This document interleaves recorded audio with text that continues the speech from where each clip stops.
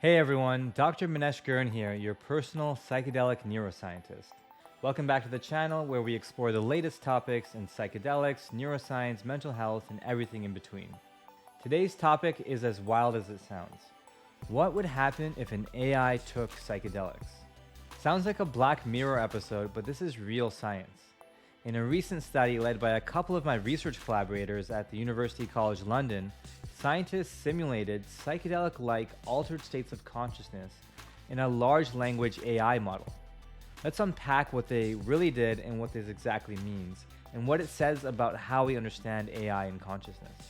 As AI models become more powerful, especially with the rise of multimodal agents that integrate text, images, and video, the question of whether AI could become conscious is not just armchair speculative philosophy, as much as I enjoy that stuff. But it's actually becoming a question with serious ethical and practical implications. But here's the catch. Even if an AI were conscious, how would we know? Consciousness doesn't come with an on-off switch or a single defining feature. And in the past, it was thought that if an AI agent passes what's called the Turing test, it's conscious, but AI can already pass that. Does that mean it's conscious? Many people disagree with that. Well, as humans, one of the main ways that we infer that other people are conscious is based on language and communication. How someone speaks, how they express emotions, and how they provide a window into their own inner world. This is why researchers are now exploring whether simulating altered states in AI can help us understand consciousness from a new angle. Just like we can study how psychedelics affect human brains by disrupting normal patterns of processing, we can ask what happens when we tweak an AI's attention system to interfere with its usual flow of information. In the groundbreaking study out of University College London that I mentioned earlier, the researchers created artificial altered states in AI by shifting the way it weighted language versus visual information. Essentially, they suppressed the model's reliance on language, which forced it to rely more on raw visual data. This disruption of language caused the AI to blend concepts together, blurring distinctions between words and creating output that resembled the metaphorical, surreal, and hyper-associative feel of a psychedelic trip.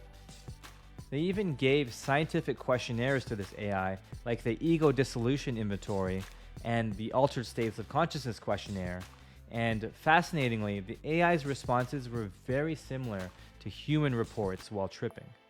They were consistent with a breakdown of a sense of self and a blurring between different objects and concepts.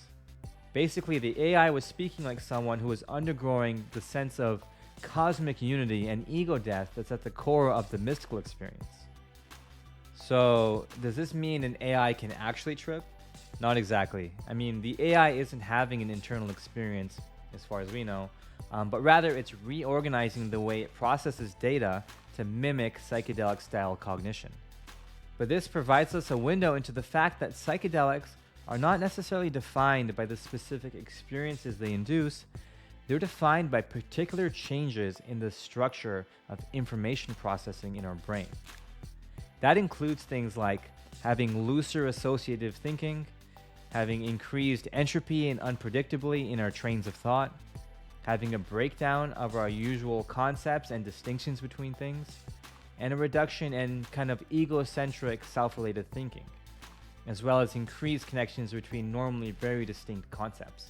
If we can simulate all these components of the psychedelic experience in an AI, even without true consciousness, it can help us reverse engineer the architecture of psychedelic experiences itself. And this can have real-world implications. Understanding how psychedelics alter information processing could unlock new ways to design more creative and empathic AI systems, develop new tools that harness or activate altered states without drugs, and more generally can help us rethink the foundations of what it means to be a conscious agent. A special person in my life is also asking important related questions about AI's role in our future, such as how AI might give us a regenerative model for its own long-term sustainability that is aligned with the flourishing of human life and preservation of the natural world.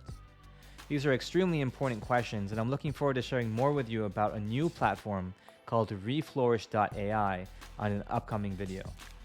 Alright, that's all I've got for this one. If this blew your mind even a little, give this video a like, subscribe, and share it with someone who's into psychedelics, AI, or the big mysteries of consciousness. This is Dr. Manesh Girn, your psychedelic neuroscientist, signing off.